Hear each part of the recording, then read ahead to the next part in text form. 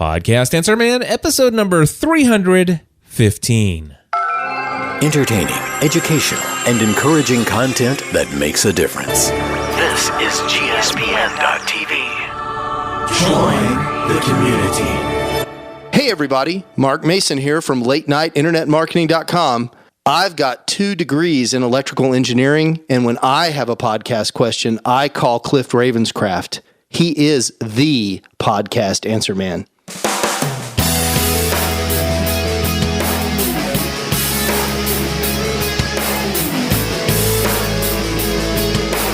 Well, hello everyone, and welcome back to another episode of the Podcast Answer Man.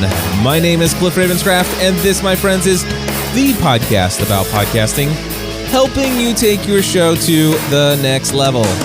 It doesn't matter if you're a brand new podcaster, if you have been podcasting for many years, or you're just getting ready to sign up for my Podcasting A to Z class to start your first episode. There's something we can all do to take your show, your podcast, and everything we do in life to the next level. That's right, my friends, and I am so excited to be recording this episode. The third one in a row for me today. Of course, I am still recording this on Thursday, June 20th, and this one will not go out into the RSS feeds until Thursday, July 4th. So I recorded this 2 weeks ago, my friends. Hey, so excited to be sharing with you today's topic, 21 tips to improve your podcast interviews. Or a lot of these are about podcast interview etiquette, things that you ought to consider. You know, one thing, it's one thing to get interviews, and a lot of people are, when they first get started with podcasting, it can be a little bit more difficult on the front end to secure a couple interviews, especially with some of the A-listers that you might want to have on your show. And unfortunately, there are many times that you get somebody who's just launching a podcast and they immediately go for those top 2 or 3 people that they desire to have on their show to really kick things off in a really big way. And without having any experience under their belt, oftentimes those first 2 or 3 interviews fail miserably for a host of different reasons. Most of the time, technology fails them, and they had not done adequate testing and practice interviews and sessions and stuff like that prior to doing their first really big interview. And so, you know, I see this a lot. I have people email me and say, Cliff, you're not going to believe this. I did this interview, and I was so excited. I was ready to get my podcast launched, and I got the biggest win I'd never even dreamed to be possible, and they agreed to do my show, and this happened. And they go on to tell me their story, and I've heard so many stories and so many different things, and it's a shame. So in today's episode, I want to share with you 21 tips to improve your podcast interviews. Before I do that, real quickly though, I told you last episode that I would give you a little heads up about a brand new sponsor that I'm bringing in. Now, a couple weeks back, I talked about do I accept sponsorship or advertising for Podcast Answer Man? And the answer to that question is no. I think last week I pretty much went into detail about how much, sometimes I even feel not guilty, but I feel very self-conscious about the amount of personal plugs that I make for my own products, my own services, and certainly right up, the weeks leading up to a Podcasting A to Z course. Sometimes I feel like I can push the limits of that. And I certainly don't want to bring in another advertiser, another message, another call to action in Podcast Answer Man. But I do have other shows that don't directly produce income. Sometimes we just get behind a microphone and record podcasts. And when I say we, I'm talking about my wife and I. We get behind the microphone to talk about things that we love, things that we're passionate about. And believe it or not, I really enjoyed the Hunger Games. I really enjoyed the Twilight Saga podcast and other entertainment-based programming. Now, those things, like I said, they can have, there's a small percentage of people who will be on the more technical side and say, hey, I want to do a podcast, and they might come over to Podcast Answer Man, but that's not the goal. It's not the intended purpose. The intended purpose there is to be entertaining, to be somewhat educational, but more on the entertaining side, to be a source of encouragement and to be a source of inspiration in our conversations, just sharing our lives online for the benefit of helping others and inspiring others to live a whatever kind of life that they dream of. And so we record all kinds of different shows. Now, we are getting ready to launch a brand new podcast, and I feel like I can share this publicly now because I'm in the final stages of getting a sponsorship agreement. I'm just waiting for it to come back to me in the mail. My friend Stuart Crane behind tvtalk.com. I believe that's the exact domain. Let me just make sure. I know it's the TV Talk Podcast Network. So tvtalk.com. And yes, that is exactly right. And if I click here, there's a 1 minute, 10-second video on the site, and it might explain what TV Talk is. Let me go ahead and do this.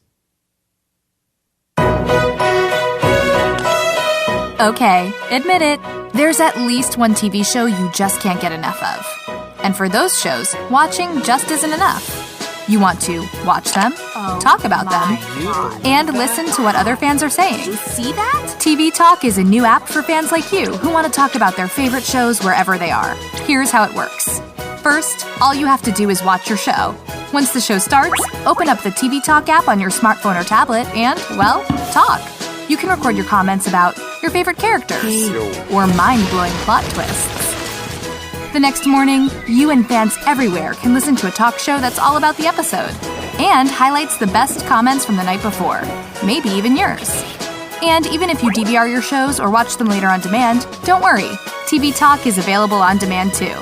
Watch, talk, listen. It's that easy. Just go to tvtalk.com now and download the app to keep enjoying your show long after the credits roll. Well, there you go. That's tvtalk.com, and you can get the app in the App Store for iOS. It's also available on Android. Now, this isn't being sponsored. This episode isn't sponsored by TV Talk.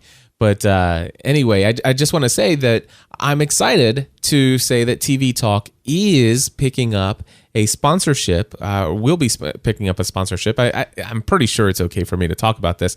Everything's been verbally agreed upon. Agreed upon via email. And not only that, but the starting dates and everything have been worked out. But and by the way, if things aren't okay, I guess I could kill this before July 4th. But yeah, so the thing is I should have some agreements in hand very shortly for sponsorship from TV Talk for two different shows, Family from the Heart and the brand new Veronica Mars fan podcast. So my wife and I, like I said, we do Family from the Heart. We've been doing that for just over 5 years, I think. And if you go to familyfromtheheart.com, you can get a feel for what that show is. Now, a majority of the people who listen to Family from the Heart found us through the Lost podcast, through some of our other TV show fan podcasts, or some of our other entertainment-based podcasts. It's very clear that a majority of the people who listen to Family from the Heart are very much TV watchers. All right. Now, if you have never heard of the TV show Veronica Mars, that's okay. I probably would have never heard of it either, except for the fact that my wife heard about the show from a member of our GSPN community and then got hooked and has probably seen every episode 2 or 3 times, as well as my daughter as well. Did I just say as well twice? I did. It doesn't matter. Let's move forward. But so Stephanie has fallen in love with this, and it's a show that got canceled years ago. And I can't remember how many seasons. Maybe it's 4 seasons, 6 seasons. I can't remember. Stephanie will fill me in on all this stuff once we get going. She's the one with the real passion for this, and I'll be the one along for the ride to see if I can, see if I actually find the entertainment value in the show. Sometimes, that does work, and sometimes I don't end up finding that value or agreeing that this is the greatest thing. But it certainly worked out for Twilight Saga. I was a little skeptical at first, and then I actually fell in love with those movies. But certainly that book. The books, all 4 books of the Twilight Saga were just awesome. I'm totally into Twilight, and I wish there were more books to come, to be honest with you. Anyway, if you want, that's twilightsagapodcast.com. And so they canceled Veronica Mars without really ending the story. From what I understand, there's no real end that was ever told. And fans from all over the world were like, "This is crazy. We we want an ending. We deserve an ending. We've given you all these years of our attention, and you've got to do something. At least give us a movie. They did this for Serenity or Firefly. It was the Firefly show. But you've got to do something for us. And the TV network and the people who owned it, Rob Thomas, they just didn't do anything. Well, let's see here. I think it was back in March of 2013. So March of this year, Rob Thomas created and kicked off a Veronica Mars movie project on Kickstarter. And basically what they said is that if we can raise $2 million within, was it 30 days? I think it was, if we can raise $2 million within 30 days, I've got the movie studio behind me. We will commit to creating this movie. But the only way we'll do it is if we can do this within 30 days, we need to raise $2 million. Well, I believe they made their $2 million goal within 24 hours. If I'm not mistaken, I think it was one of the fastest, backed, programs, at least for movie anyway. But it was pretty amazing. So here's the deal. They ended up getting $5,702,153 from 91,585 people. And of course, my wife is one of the backers. She actually backed it, I think, for $50, which says you'll receive everything listed above, plus you'll receive a physical DVD of the movie that will include a documentary on the making of Veronica Mars movie and the History Making Kickstarter campaign, plus other bonus features not available on the digital download, and all kinds of wonderful stuff there. So very, very cool fan following. And this is something that interests me. Is like, is there going to be an interest for a podcast devoted to Veronica Mars? And if there are 91,585 people that will contribute up to $5.7 million to get a movie made, those are some pretty diehard fans. And I guarantee you that a lot of those people who would be my target audience for this brand new podcast, if I can find where those people are online, and I have a hunch I can find them, I'm certain that there's got to be Veronica Mars fan sites out there and Twitter IDs and all kinds of other stuff, and we'll be creative in the way that we try to get the word out about our Veronica Mars fan podcast, where people can listen to us as we record episode by episode as we're watching the show, our reaction to it, and under our thoughts as we watch the story unfold. And Stephanie, from the perspective of somebody who's watching it and is biting her tongue, and me trying to guess and give wild theories and crazy ideas about what I think might happen or who did what, and Stephanie kind of trying to not spill the beans. It makes for a fun dynamic, and we're looking forward to it. And obviously, anyone who would listen to this, they would be a TV show or TV fan. They would be a fan of television shows. And chances are these folks would be perfect for hearing about the brand new tvtalk.com, which, by the way, is in beta. I don't think the applications say beta, but it very much is a brand new company, brand new podcast network, and it's a different approach. These aren't podcasts that you'll find in iTunes and stuff, but you'll find everything's done through their application. And I've seen this application from its early alpha stages, and I've seen it develop to where it is now out there in the App Store and everything. And in my opinion, it still has some work to be done, but the content is happening. They have hired professional hosts to actually create the fan podcast. This isn't just anybody out there. There's an interview process. It's really cool. I'm excited about what Stuart has done, and Stuart happens to be one of my business advisors, and he also is a good friend. And I have watched this go from an idea all the way to what it is today, and I'm pretty excited to have him as a sponsor and for a sponsor for two of our shows. And I believe that sponsor will be covering for the entire first season of our coverage of the Veronica Mars podcast, which is 22 episodes.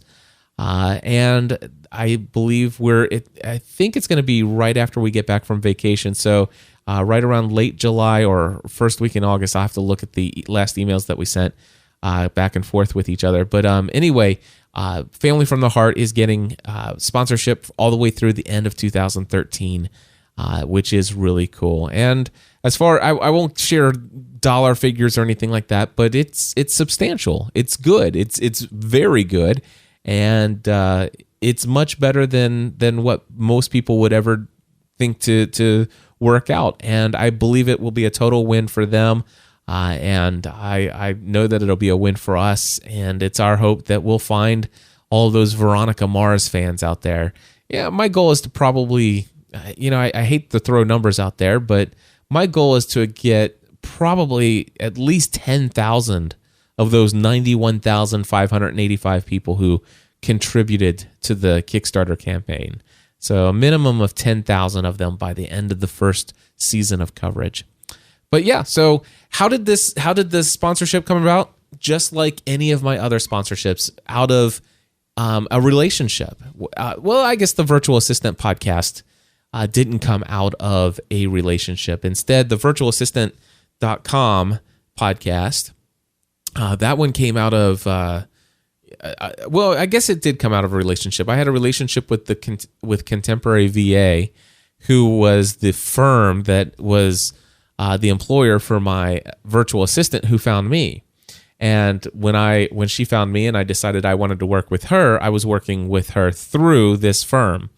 And I fell in love with the idea of having a virtual assistant and learning how to delegate, and I wanted to share my progress and document it for my community. And so I was going to create a separate podcast, and I went to them and said, listen, I have this relationship with you through this. This is the podcast that I'm thinking about creating. This is my experience online. You can look online and stuff like that. This is what I plan on doing. And I actually had already a ton of voicemail questions already on the voicemail feedback hotline, because I had shared it on Podcast Answer Man that I was thinking about creating this podcast. And while I had the CEO of Contemporary VA on the phone, I played those questions. I say, listen, I'm going to answer these questions with or without you. But probably what will happen, and of course I don't do this anymore, but back then I did. I said, I have this thing called Plus Membership. It's a partial premium content where I give one episode a month for free, and if you want every episode every month or every week, then it's $10 a month to be a Plus member, and you get access to not only that show but also all the other shows that we produce. And at the time, we were producing 7 to 15 episodes a week. It was crazy. Anyway, that's what I told him. I said, so number one, I could give every episode away for free, answering everyone's questions about virtual assistants, and I can tell them that it's provided to them for free every week because of the generous support of Contemporary VA. Or I can just say, hey, folks, I hope you enjoy this free episode. I do share this. I do actually get behind the microphone and answer questions every week and share my story about my own journey. But if you want to get it every week, then you can learn more about Plus membership at gspn.tv/plus. And of course, because of that relationship that I had, and because of my experience already going in and my history of creating content consistently, being able to show the quality of that I have, and obviously there was some social proof. I was able to show how many Twitter followers I had and all this other stuff, and it was a pretty easy sell, to be honest with you. But it was still done somewhat in a relationship, because I had a relationship with the company that I was actually going after. But with the Family from the Heart, Mardell.com relationship that I had for a sponsorship for 4.5 years for Family from the Heart, that was out of a relationship with somebody from our community. And of course, Stuart Crane is a friend, and he is a business advisor, and he, is somebody that I have a very good relationship with. And so you may never, what's the name of that book that Dan Miller always talks about? And my friend Travis was even doing a podcast. I don't know if he changed his name or brand away from it, but I really love the name, Diamonds in Your Own Backyard. You never know who might be listening to you that has a product, that has a service that that would probably do really well to be exposed on your show to your community.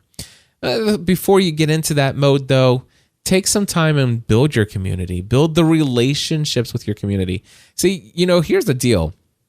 Can you land a sponsorship? And again, I'm not going to divulge any details about the specific number values of the sponsorship for with TV Talk.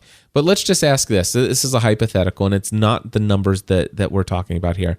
But could you, let's say, get $300 per episode for your podcast if you only had 1,000 subscribers to your show? And the answer to the question is, well, it depends. And I think the answer to the question can be yes, especially if there are a couple things that come into play. Number one, do you have a narrowly niched focus for your show? Do you have a niche audience? Do you have a niche focus?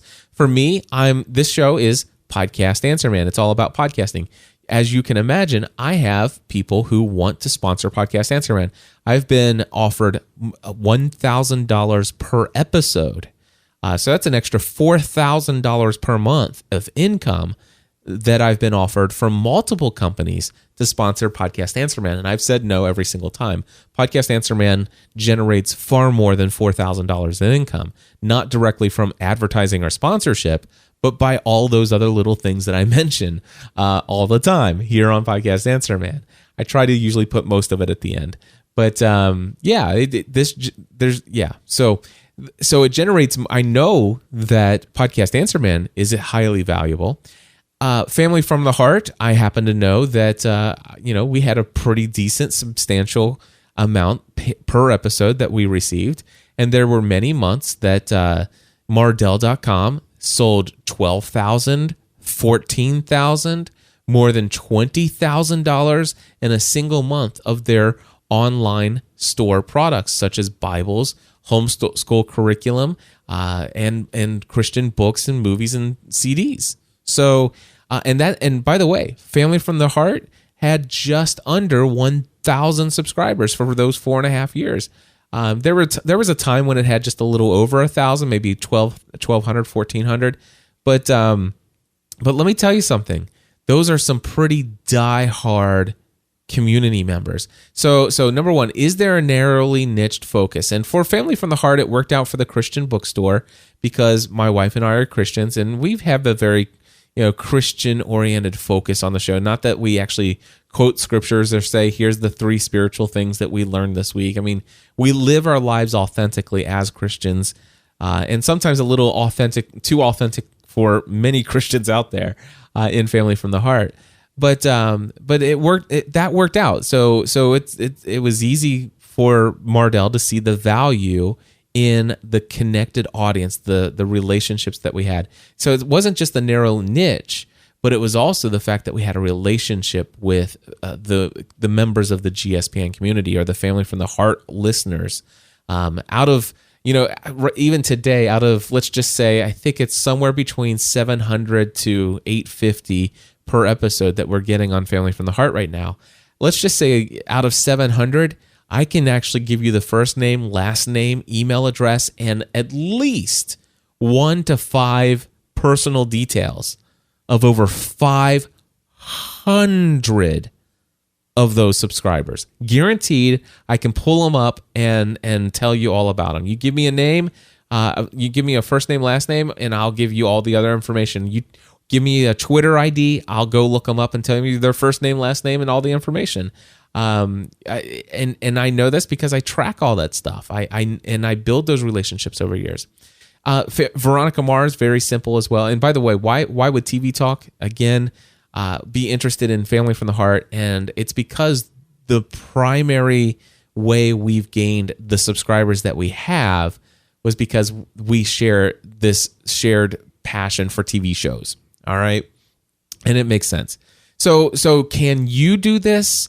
The question is do you have 1,000 people who are subscribed to your show or listen to your show every single week, that where out of that 1,000 people that the the first name, last name, and a couple personal details, not just because you put them in a database, but because, well, you've been building a relationship with those hundreds and hundreds and hundreds and hundreds of people, one-on-one conversations over the last 5 to 7 years of your life as you've poured into creating great content for those people and answering questions and responding to comments and all of those other things, doing live shows and hangouts and just really getting to meet the people, going out of town and hosting meetups and sitting down and having dinner with a group of 5 to 8 of them at a time and buying them dinner. Have you done those things? And if you have, then you'd be shocked at the amount of value that you have to an advertiser. So yeah, or a sponsor, preferably. Sponsor, I think, is a little bit different than an advertiser. When I think of an advertiser, I think of somebody who, number one, pays, based upon CPM or cost per thousand. And then also advertiser, somebody that in my mind you don't necessarily have a relationship with. They're paying you to mention their product. Whereas with sponsors, I kind of think there's a little bit more of a relationship involved. I haven't talked to Stuart about this, but I would imagine it's not just the fact that he's going to get the exposure to his TV Talk brand, but I happen to know that Stuart also is a fan not just of our content, but he's a fan of Cliff and Stephanie. And I don't say that in an egotistical way. He likes us. He loves what we stand for. And I know this because if you really want to know, here's what you do. Okay. Go to gspn.tv/check. That's right. You can go and type that into your browser. If you want to know how I know this for a fact, go to gspn.tv/check. And you can see that. And then you'll know why I can tell you that with confidence. That it's not just about the exposure. There's some amazing things that come out of having relationships with people and really caring and following your dreams and standing for something and all of those things. There's so and just like I said last week in the last episode, I told you that it's not just a sales page and a bunch of benefits that get people to click a register now button and to type in a payment on their credit card for $1,999, which of course, is a lot of money. But there are so many things, and it's not about a formula to manipulate people to get people to do it. It's, are you doing what you're doing because it creates value and it benefits people's lives, and you're following what you're called to do and your purpose? And I think that if you have a show like that, then ultimately great things will come your way. And I think it is possible to get a great sponsorship. So there you go. That's my thoughts on our new sponsor that I am so thankful for. Thankful for the friendship and relationship that I have with Stuart Crane, and we're very thankful for the sponsored content or the sponsorship commitment that is coming from the tvtalk.com network for the Family from the Heart podcast and the soon-to-be launched VeronicaMarsPodcast.com. That's VeronicaMarsPodcast.com. And that podcast will go live probably, it's actually in a date that we told him, but I think it's August 1st or right the first week in August. But I'll look at it. We're going on. We're actually, as you're hearing this, we're on vacation still. We're in the Smoky Mountains as you're listening to this. That's hard for me to believe. I don't even want to think that far ahead because I'm still looking forward to the cruise as I'm recording. But anyway, so we're now 30 minutes into this. Let's move on into my 21 tips to improve your podcast interviews. These are things that you ought to be thinking about.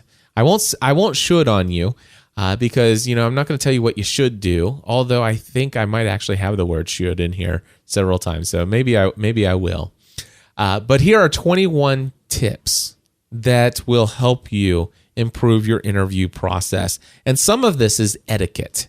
And this was all precipitated a long time ago. Well, by a good friend of mine who was getting a lot of requests for a lot of interviews. and a lot of people who just created a podcast, because it really, for some people, it doesn't take a lot of things to do a podcast. And you can go to some sites and click a little button and boom, you're up and running. And you just send somebody an email and you say, hey, I have my own internet radio show and I'd like to interview you. Well, that's there's a big difference in somebody that does that compared to somebody who is, going at this with a professional approach and has a lot more courtesy and etiquette and respect for the people that they're asking, and they're doing their due diligence and stuff ahead of time. And so this friend of mine was getting burned by a lot of commitments to doing interviews and people really not being prepared for the interview, not showing up on time, going way over. And so I came up with a list of etiquette, and I actually enrolled a couple of my friends. In fact, my good friend Daniel Lewis from the Ramen Noodle or the Audacity to Podcast over at Noodle.mx network, and my good friend Mark Mason from Late Night Internet Marketing. He helped out with some of these and stuff like that. But here's a list of those tips. Let's just start with the first one here. When inviting a guest for an interview, be sure to clearly communicate the name of your show, the website address of your show, and what your show is about. This is very important for you to do. In fact, many people won't, if you're going to ask them via an email, which is probably how most of this is going to happen, then give them at least enough information about your show to make them want to research it. If you just say, hey, I have a podcast, can I interview you for my show? Well, then they have to actually hit the reply button, ask you more information about your show. And the fact is they didn't even ask for your email in the first place. So you're already kind of, invading their territory. It's kind of like knocking on their front door while they're eating dinner with the family, if you kind of know what I mean. So if you're going to interview them, or if you're going to interrupt their daily routine by placing an email request in their box, give them at least enough to consider you. Hey, I am, if I was going to reach out for an interview with one of the people who are involved in making the movie for Veronica Mars, I would say, hi, my name is Cliff Ravenscraft, and I am the host of the Veronica Mars Fan Podcast. I've been podcasting about TV shows since 2005 and have had more than 8 years of experience in doing this, recorded more than 3,000 episodes, and I absolutely am so excited about your movie. By the way, if you want to check it out, you can see our podcast over at veronicamarspodcast.com. And we are a fan-based community who are basically covering every single season of your show of the TV show, episode by episode. And of course, we're also covering production movie notes as we are eagerly anticipating the upcoming movie. And would love to talk to you or anybody on your team about some information about that we can learn. Anything that we can learn would be great. So what I've done there is I told them the name of the show, I told them what our show is about, who we are, and again, give them the website address. Now, some of you may not want to give them the website address because your websites are ugly. You may want to beef up your website a little bit before you start handing out that URL, but you definitely want to hand out the URL. All right. So if you've got great looking podcast artwork and you look professional, when these people get the email, there's a very real chance that their immediate response would have been no, but because you put a link in there and by the way, make that link. Don't just put whatever.com. Make sure you put the hyperlink in there. Make it to where it's going to be clickable in most email applications. Make it as easy as possible so they can just click the link, because they're probably going to do it if they open the email at all, and they're going to look at your website. And all of a sudden, what may have been a no because you have a professional-looking website, great-looking podcast artwork, and if they click the play button and they hear amazing audio, especially if it has a professional intro, or at least you sound professional when you're doing your own intro, like I do here for Podcast Answer Man, then all of a sudden what could have been a no may end up being a yes. So again, when you're inviting a guest for an interview, be sure to clearly communicate the name of your show, the purpose of your show, what your show's about, and also make sure you give them the address of your website. Next, you want to explain why you want to have the guest on your show. What is the purpose? What value would they bring to your audience? And you actually want to pose it as what value that you explain. So basically, this communicates, hey, I know who you are. I find that you are a person that has information of great value, and I respect you based up, and I look up to you based upon just how insightful you are, the experience that you have that's so inspiring or encouraging. And I just know that if I was able to have the honor of having you as a guest on my show, my audience would benefit by hearing this, or my audience would gain this benefit. And if you did that, there's a good chance that you're going not to play into their ego, but to let them know that, hey, this person knows who I am, knows what I'm about, and they kind of get me, and they understand. And it's like, wow, I would like to have that opportunity to inspire them with this story or whatever the case may be. All right, the next one on my list, clearly communicate how long you are requesting for the interview to take place. Don't just ask for the interview. Ask, I would like to request a 30-minute interview with you. I'd really like to request a 45-minute interview with you. I'd like to request a 1-hour video or 1-hour interview with you.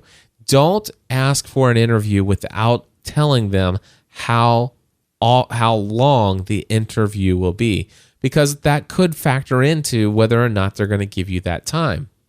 Now, 30 minutes is really good. Sometimes, you can go 45 minutes to an hour. It depends on what you work out, but make sure that you do work that out.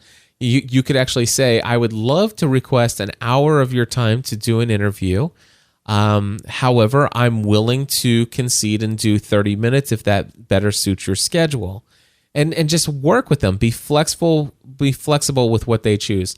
In fact, the next tip that I'm going to give you is be prepared by offering at least 2 to 3 time slots in advance that you're giving them. Say, here are 3 dates and times that you could choose from if any of these work within your schedule. If not, I'm more than open to being flexible to fit your scheduling needs. But when you give them options of times, what you're going to find is that it helps them. It's like, oh, wait, let me just see if I have one of these days and times open in my calendar. And then if one of them works, then boom, they can say, yes, I can do this date. But if all of a sudden they are wanting to say yes, you could end up getting a no because I don't have time to work out when it's going to work out for them. We're going to have to go back and forth, blah, blah, blah, blah, blah. I really don't even want to bother with that. I'm just going to say no. Whereas if you had the 2 or 3 options in there, they could easily look to see if one of those 2 or 3 options are available. And if so, you could immediately get a spot with that time booked. All right, next one is once you confirm a date and time with your guest, be certain to communicate how the interview will be conducted. You want to make sure that you provide applicable information such as phone numbers that they might need to dial, Skype IDs, or make sure that you're just going to, and also make sure that you're going to clearly communicate who is going to initiate the call. Are they calling you or are you calling them? Be clear on these things. The next one is if the interview is scheduled more than a week in advance, be sure to send a follow-up reminder 1 week prior to the scheduled interview. And then, of course, my next tip is related to that. Regardless of when the interview is scheduled, send a follow-up reminder the day before, the night before the interview. And be sure to communicate again in that reminder how the interview will be conducted and the contact information, as well as who is going to be initiating the call. And my next tip should go without saying, but you must be sure to include time and time zones. I can't tell you the number of times when somebody's set up an interview or I've set up an interview with someone and I actually said, hey, we're going to get together. It's going to be 3 p.m. Eastern time. and I will call you via Skype. And I get on there at 3 p.m. Eastern time and nothing. They're not there. And so I send them an email and I don't hear back and blah, blah, blah. And the next thing you know, it is 4 o'clock in the afternoon Eastern time. And, they're like, hey, I'm ready for this interview. It's like, oh, dude, I'm doing something else right now. And well, you know what? We were supposed to meet an hour ago. Oh, I'm on Central Time. And I'm one of those people that I've dealt with this for so many years with different time zones all over the world that I always communicate in Eastern Time. But even when you communicate time and time zones, it can still be confusing. But if you're pretty new to interviewing and you're starting to interview people in other time zones, make sure you let them know. Is that Eastern Time, Central Time, Pacific Time, Mountain Time, or is it, what time is it in the Netherlands or in Australia or wherever you're calling? So, do that. Okay, next one is consider sending an outline of questions that you will cover in advance for the interview. Now, this is one that I personally do not do. And it's also one, if you interview me, I'd prefer you not send me questions in advance. If you're going to interview me, I hope that you're interviewing me on a topic that I already am very knowledgeable about. And most of the time, it's about my experience. It's about my thoughts on creating a podcast for a business, or it's my journey, my story, and I know that stuff. And so if you can ask me anything related to the things that I'm known for, and I'll be able to talk about them off the top of my head. And if you send me your questions, I'll feel obligated to look at them. I'll feel obligated to try to prepare a response ahead of time. And then all of a sudden, what you've just done is you've given me homework. And I hate homework. I'm just saying. However, some people would much prefer to get your questions ahead of time. And so this is one of those things where you could ask your guest or your interviewee ahead of time. You can say, hey, would you like me to send you a list of questions that I'll cover ahead of time? Just know that if you ever want to interview me, understand that if you say, I'm going to send you a list of questions that we'll be covering in the interview, I will respond to you very clearly and then communicate to you, is it required that I look at these questions prior to the interview? Because if so, it may change, my desire on whether or not I'm going to do the interview or not. I just don't do homework. I don't like to do homework. I don't like to prepare for questions and stuff like that ahead of time. It's just not me. That's all. I like to have conversations with people. I'm not applying for a job with you. There you go. All right. And just be willing to provide a list of potential questions for someone. Oh, and the other one is I've seen this for some people. There are some people out there that they want you to provide the questions in writing in advance, and they don't want you to ever deviate from those questions. You can't ask the question in a different way. You can't ask questions that weren't on the list and stuff like that. Personally, I stay away from those people. However, you might want to interview some of those people for your show for whatever reason. And if so, be flexible with them. How important is it to have that guest on your show? And if it's important to you, then do what you can to make it work out for them and for yourself. All right. If something comes up on your schedule that would conflict with your scheduled interview, don't put this off. Immediately, without passing go, without collecting $200, immediately contact your guest and let them know. Make sure to confirm that they've also received your messages communicating that you're no longer available for that scheduled time. This is something I've seen before. It's like, oh, I'm so sorry. I had this come up and that's why I wasn't on the call. It's like, dude, you could have told me. Now, we all understand things come up last minute. Those things happen. Things happen, minutes before the scheduled call. Things happen just a couple hours before the call. But by golly, if something happens the night before the call and the call's not until 3 o'clock in the afternoon the next day, send an email. You might not get a response right then, but send an email. And this happened to me just recently. somebody sent me an email and said, Cliff, man, I know we're scheduled for 4, and can we do it at 2 o'clock instead? And the answer was no. I'm not available at 2 because my studio was being used for other purposes at the time. And the rest of my day was full. But I really appreciated the fact that the night before he sent me an email, I woke up in the morning and I saw the request, and I was able to say, hey, thanks for letting me know. Unfortunately, I'm not available at this different time. If you would like, I can still meet you at 4, but if that doesn't work out for you, I can just go ahead and take this off my schedule. And it kind of was nice for me to be able to know several hours in advance that slot was being opened up, because it allowed me to then say, hey, I'm glad that I have this hour. Now I can actually fit this activity within that hour. So be respectful. If you're not going to be there for an interview, you know it. As soon as you know it, let your guest know. Okay, the next tip here is always mark off at least 30 minutes before your scheduled interview. This is so that you can prepare for the call. Prepare your mind, go through your notes that you have about this person, and just make sure that that you don't have any obligations at all that would keep you from being on time.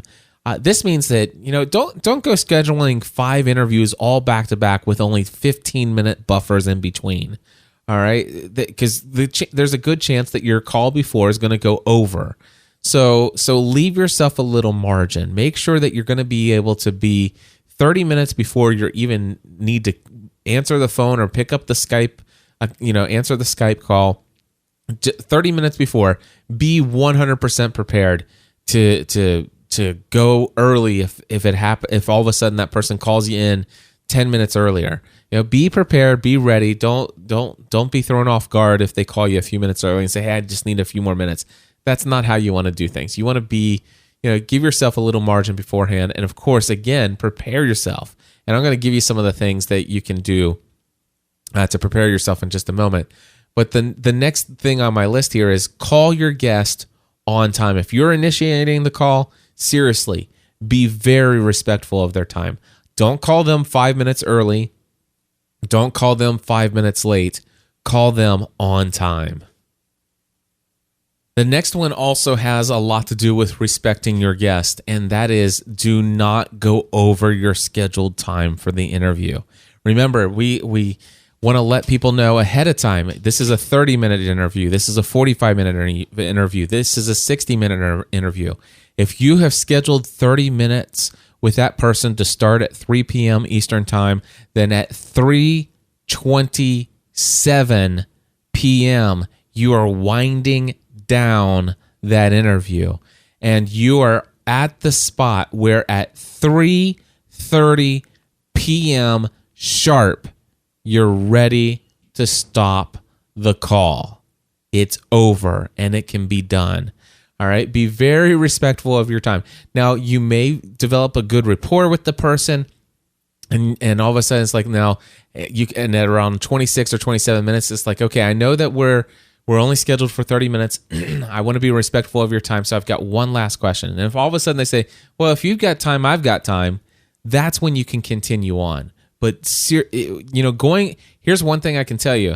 If you actually have a guest on your show, and especially if it's one of those high-level interviews that you have been dreaming of getting, if all of a sudden you get an interview with them and you tell them it's going to be a 30-minute interview, and you kept them on for an hour and 10 minutes onto your show, I guarantee you'll never get an interview with them again. And there's a good chance that they'll be connected to other people you really want to get on your show, and your likelihood of them actually bringing you up in a conversation is going to be there. And don't be surprised if you don't get other interview requests answered with an affirmative, yes, I'd love to be on your show. Show respect, and when your time is over, end the interview. All right? Follow up with a thank you note. That's the next tip. This can be done via email if you want. If you can get their actual physical address, you could send them a card in the mail, a handwritten thank you card, or maybe even a gift by mail. And if all you had was an email address, maybe you could send them Amazon gift card or something else, but at the very least, a very personal email from you to them, thanking them for their time. Alrighty, and then let's see here. Be prepared to give an introduction of your guest rather than asking them to introduce themselves. So here's the deal. Everybody loves to have other people talk about their accomplishments and to show off for them in front of your community. Let me tell you, I am talking to you. Today we are going to be talking to my great friend Pat Flynn, who is the most inspirational online internet marketer out there, because he's not your typical internet marketer. Let me tell you how I found out about Pat. Let me tell you why I like Pat. Let me tell you about some of the great things Pat has accomplished, the things that he stands for. I really like this guy, and that's why I've brought him on the show today. Pat, I'm so glad to have you here. Thank you for coming on the show. That is a whole lot different than, hey, Pat, I'm so glad that you're on here. I know who you are, but take a few minutes and please tell everybody who you are and what you do. Oh, come on. Seriously? Don't do that. That's not cool. All right, so take some time to get to know your guest, do a little research and do a little bit, don't do it canned. See if you can't be genuinely interested in that individual. And if you can't, let me tell you something. Don't ask them onto your show. Seriously. That's my thought on it. If you don't care enough about the person to actually get to know a little bit about them and to be excited enough about them that you can actually say a couple cool things about them without actually being prompted with a pre-scripted bio off their website, then by all means, I just wonder, why are they on your show? Oh, that's right, because they're going to bring credibility to you. Whatever. Seriously, is this all about you? Because that's the other thing. If it's all about you, then forget it. It'll be over before you know it. Anyway, I'm sorry. It's getting late at night. This is my third podcast episode in a row, and I'm about ready to get a little bit more unfiltered, if you will. So let's move forward. Let's see here. The next one is, when asking a question, don't continue speaking and answering the question for them. And I recently heard this from somebody who did an interview, and I'll try to see if I can ask you. Let me just say, I'll bring up Pat Flynn again. Let me give you an example of a question where you answer the question for them.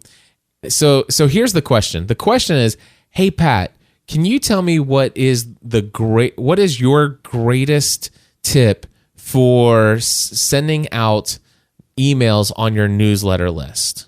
All right. So that's the question. Hey Pat, can you tell me what's your number one tip for sending out emails to those who are on your mailing list? End of question. Shut up. Stop talking and listen. All right. But let me tell you what I've heard, recently, and I've heard this a lot in the past as well. Hey, Pat, so the next question I want to ask you about is mailing lists, and one of the things I know about mailing lists is that, you can actually make a lot of mistakes, and I've made a lot of mistakes, and I know that you are really great at sending out emails because I'm on your mailing list, and one of my favorite things about your mailing list is how you do this, this, and this. And the one thing that I noticed is that everybody makes this mistake. And I want to ask you what your number one tip is for sending out the first email to those who are on your mailing list. Now, one of the things that I do on my mailing list is I do this, and this. And I also make sure that I do this and this. What do you think, Pat? Ask a question and be quiet. Kind of like,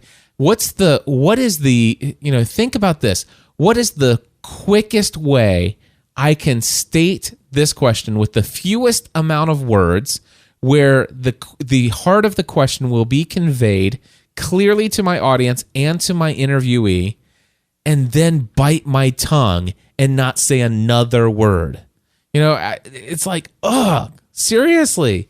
And there are people who really struggle with this, and this is why I think it's really important when you're starting out as a podcaster and you're really nervous talking about these, you get the A-lister out there and you get really nervous. If you don't have a lot of experience or practice, you're gonna come off not having a polished interview. And when you have that out there and that episode's out there and it's not a good polished interview, then what happens is the next big A-lister that you're going to have, and you're going to actually say, hey, I also talked to so-and-so. I talked to Pat Flynn. Here, listen to that episode. They're going to go listen to the episode with Pat Flynn, and they're going to hear you asking 7-minute questions and letting Pat affirm your awesomeness. Okay, it's like it's seriously. And by the way, I say this, I struggled with this in the past as well, and so I'm preaching to the choir here myself, and I will tell you that this was a real struggle for me. Another thing, here you go. Don't interrupt your guest when they are speaking. Don't complete their sentences. Don't stop them from talking so that you can agree and say that, oh yeah, I already knew that, and this is another example of how I struggle with this one too, because I want people to think that, hey, I'm just as cool as this person and I know these things, and I'm afraid that if I don't agree and state something else as well and show how I can exemplify how I live this out in my life, then all of a sudden other people are going to think, wow, I'm not as cool. You have to get over that and just let the person talk. Let the person talk without interrupting them. And the next one is, this is a huge one. Don't give verbal agreements to every statement that they make. This is where the person says a sentence and you go, yep, yep. And there are some times where I am halfway tempted to take an interview where, well, actually, most of the time I just turn the interview off. When I hear, yep, this is what I think, blah, blah, blah, blah, blah. What do you think about this? Yep, yep. Oh, yeah. Yeah.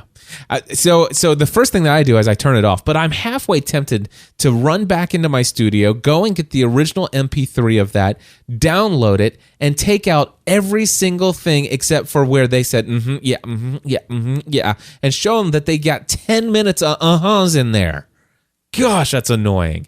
Anyway, don't do that. Seriously, ask your question in the shortest amount of words that still conveys the heart of the question to your audience and to your interviewee, and then teeth on tongue. Bite your tongue. Close your mouth. Don't make noises. Let your guest speak. All right? Give them the mic. All righty. Avoid questions that allow for simple one-word answers. Especially there are some people you're going to invite on your show that you're going to wish you never would have invited. I'm just saying, there are going to be some people is like, you can ask them questions like, so can you tell us a little bit about how it was when you received that cease and desist letter? And they're going to come back and they're going to say, it was horrible. And that's it. That's all they're going to give you.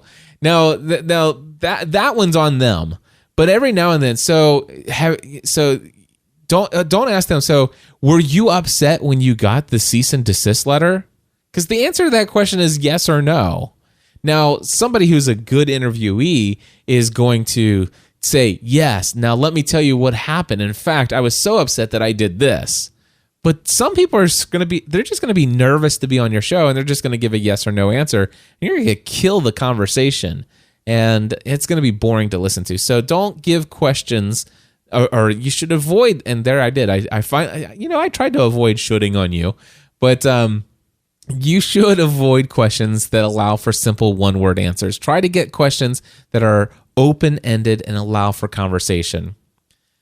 And then 2 more. Have an idea of the main points you desire to come out of this interview, and ask questions 1, 2, or 3 that is going to help you to reach the goal. And then for the rest of the interview, allow it to flow.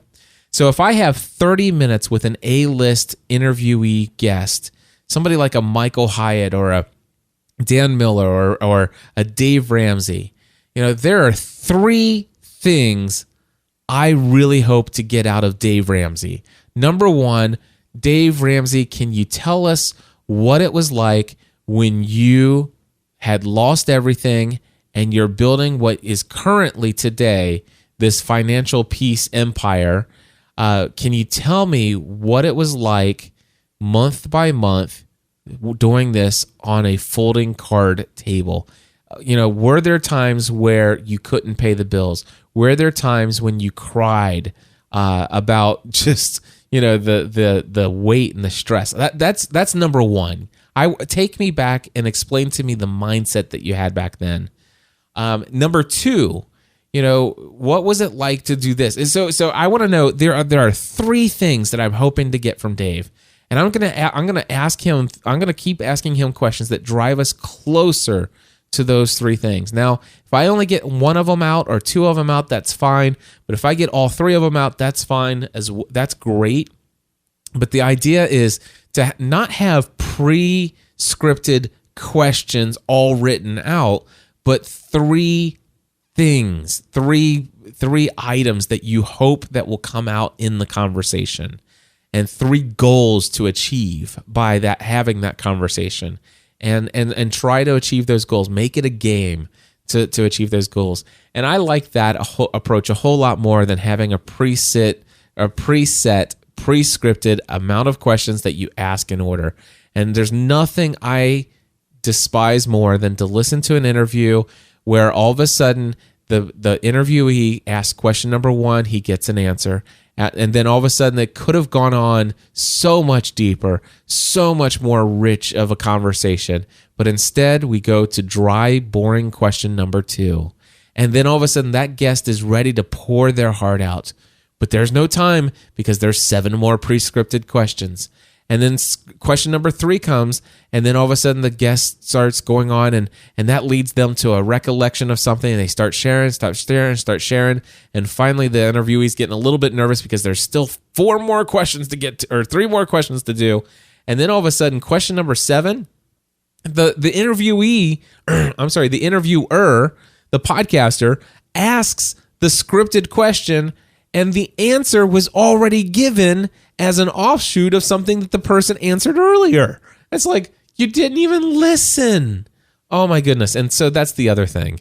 Actually, I'm going to give you 22 steps. 22 steps. Listen to the person speaking.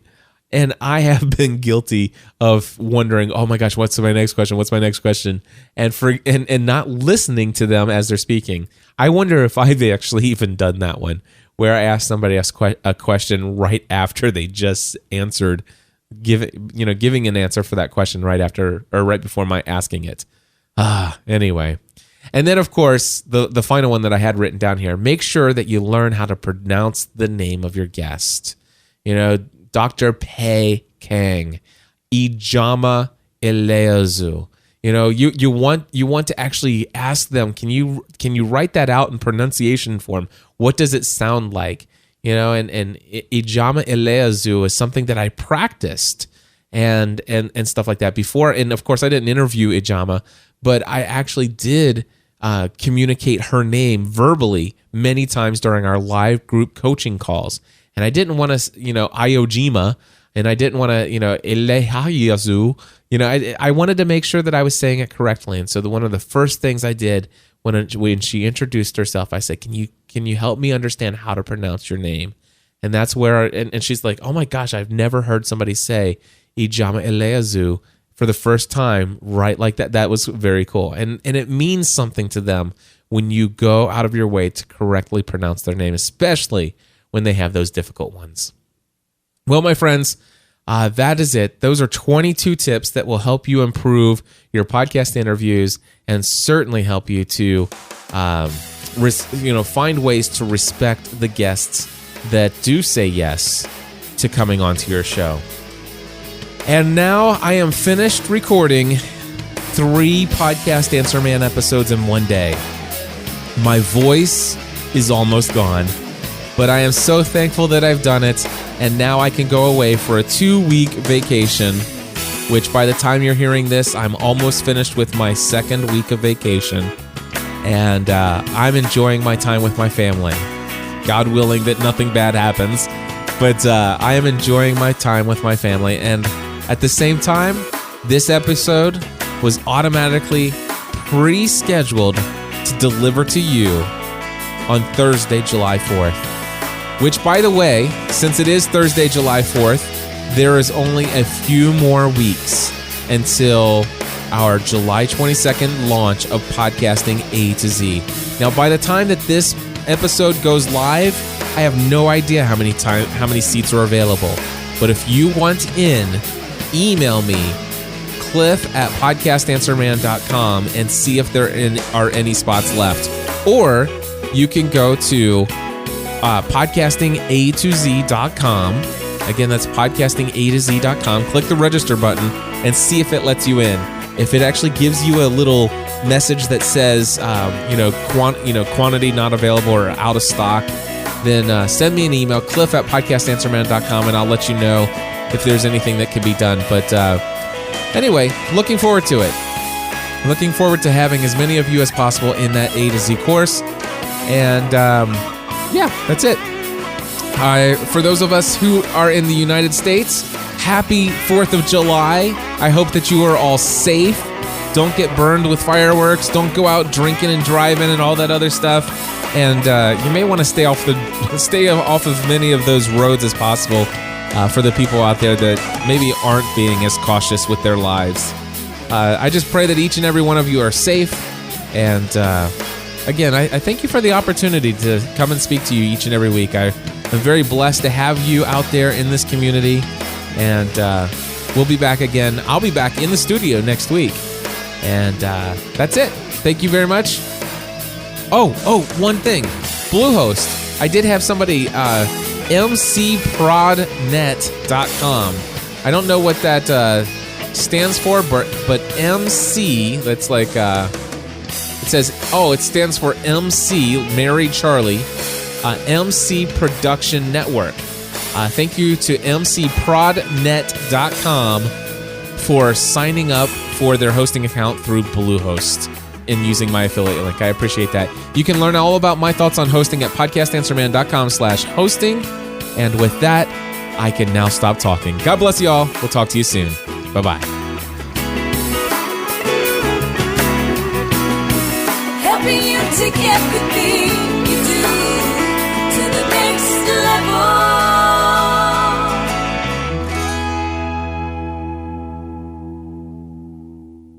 Podcast Answer Man.